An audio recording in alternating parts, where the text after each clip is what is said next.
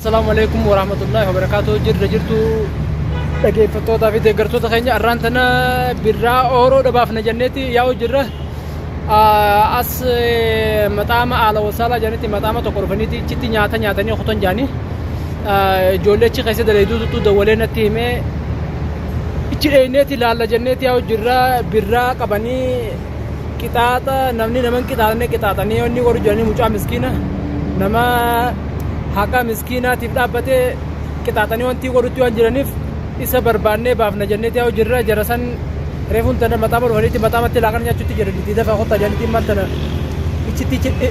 ichitti yaa'u jirraati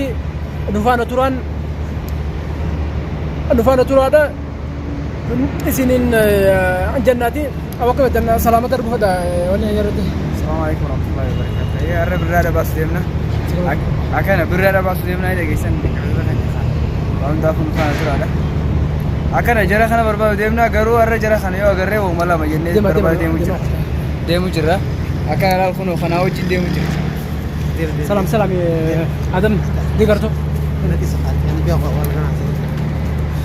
Akkasitti deeggartoota keenyaa fi daawwattoota keenya arraan tana birraa dhiyoo tana hunda nuti miilumaan deemnee barbaadutti jirra malee fiidiyoo isiniif maraa hin jirru garuu arraan tana fiidiyoo wanni maruudhaan nu dirqamsiise ijoollee ichitti biratti dhufanii maxaamatti laaqana biratti nyaatanii deeman sanii akka ni kijibdanii siin jenne ijoollee saniis afaan isaanii ni gartanii bira dheeneeti ijoollee sanirraas fiidiyoo isiniif marra sanumaafuu du'aayi nuuf godha yoo rabbi nuuf laaffise inshaallah birra barbaannee bakka inni goodanni jirutti jala seennee ni baafna meetii ni baafna jalaan hafnu hanga birraa baafnutti jalaan hafnuuti asumaan nu faana tura isinin jenna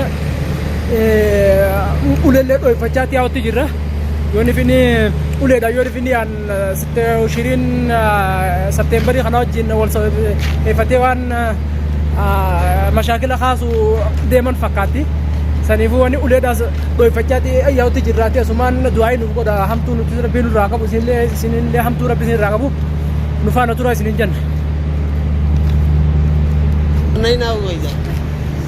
Yoo nifini yoo garri hin dhiifnu jennetti yaa'utti jirraati inshaallah rabbii nuuf haa laaffisuuti du'aayin nu jabaadha deeggartoo ota keenya maxaama keessatti dheenyee rabbirra nu dhaabnan takka isaan bashbash gooneetuma birrumaa waliin hidhamna takkaa'u birraa gabbaafna. Wooma lama akka isiniin jennaati asumaan nu faana turan afeerraa teenya. Deeggartoota keenya hono maxaama jala ga'utti jirra ammaan tana maxaamni hono maxaama kana maxaamnis maxaama kanaati ga'utti jirra ammaan tana bira geenya jirra xiqqoo booda isiniif wanni deebifnaati noobsa. Hono maxaama keessa deemutti jira ijoollee achi daleedu irraa waan isaan jaanu fudhii hin deebisa noobsa. Hordoftootaa fi deeggartoota keenya kun mucaan isiniin juus kun kanaati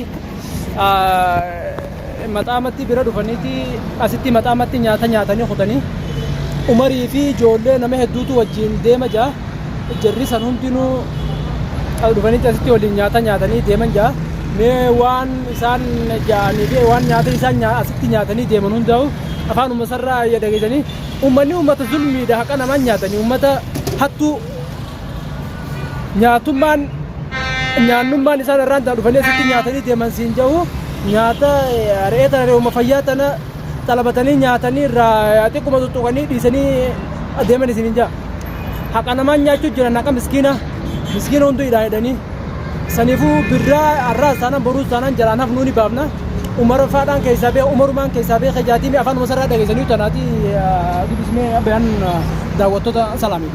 Assalamu alaikum warahmatullahi wabarakatuh. Kabajamtoota ayyaanota keenya. Ani jara waan namaati waan isaanii nyaatanii addaa wallaalee inumaa'u beekana tanuma fayyaa fidanii asitti waa xiqquma irraa tuttuqanii gama dhiisanii kutananii kaniin keessaa bee umar musan qofaan ijaan keessaa bee qaayisumaan ijaan keessaa dhawaddeeti jedhee kana tuttuqeetuma miilumarra baafatan.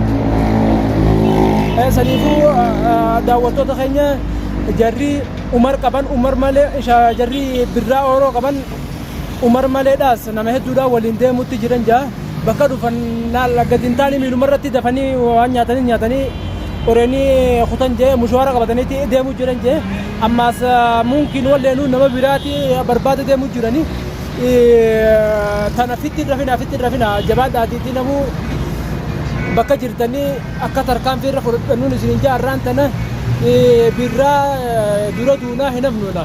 Waktu betul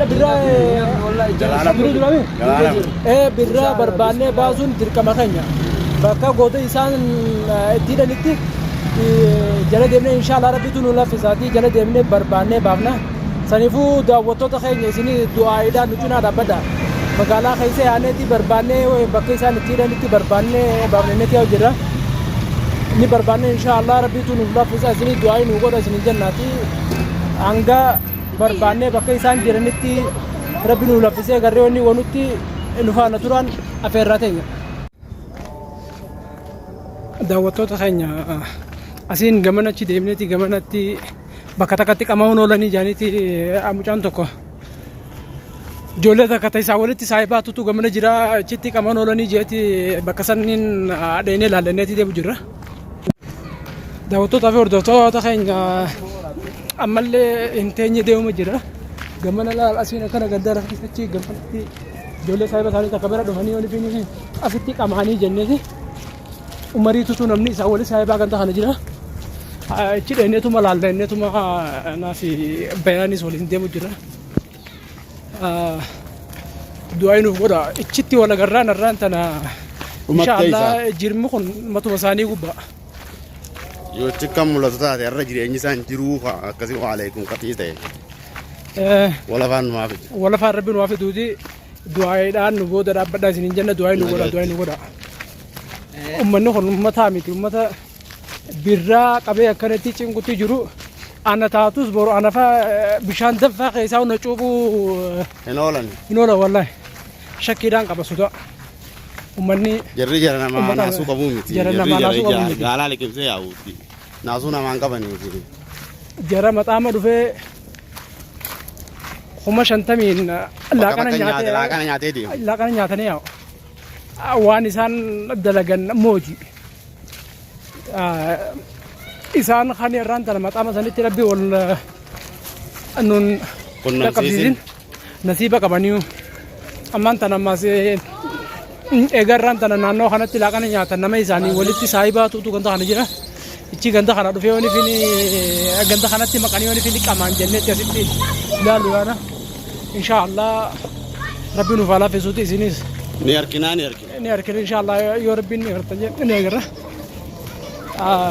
du'aayi nu godhan gasu du'aayitti nuuf jabaadha salli alaa egaa hordoftoota keenya inshaallah rabbi nuuf alaa fesuuti ni barbaanna ganda isaanii walitti firaasan dheenee ilaallaatii hangas du'aayi nuuf godha du'aayitti nuuf jabaadha isiniin jenna.